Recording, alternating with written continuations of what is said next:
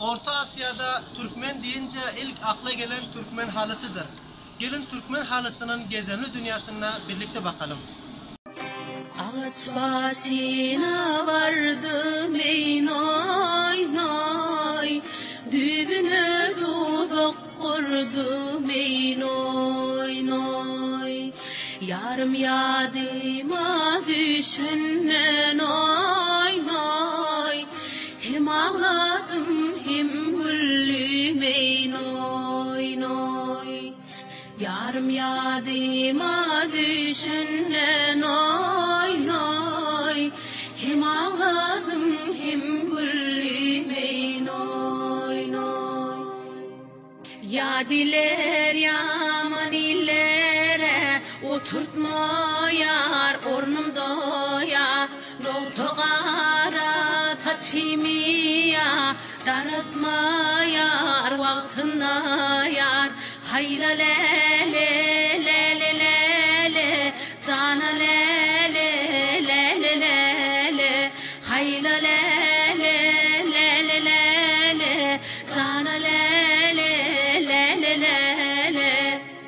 De peçakatım gel yara, lele kakatım gel yara. Edip kebem ecik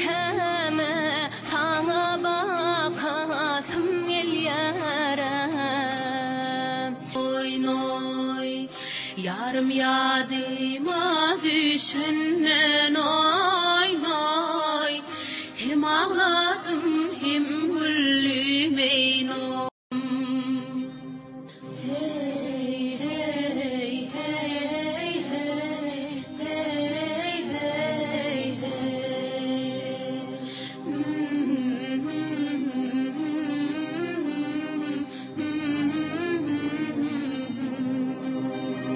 Animaya halat beresim gel yara, cana le le le cana, ay le le le le cana.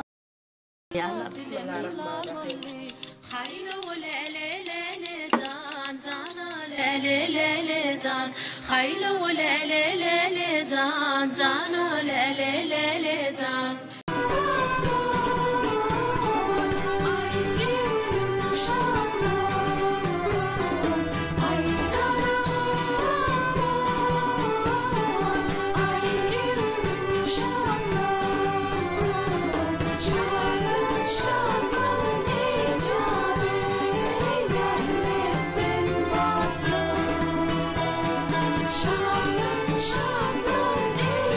Selamünaleyküm. Qalay, o'rma.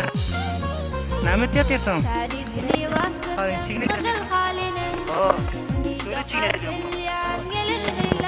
Nima qancha chigit? 15 metr. 20 metr hali. Xo'p. Shulardan-da? Qamayapman esa. Farq etmaydi.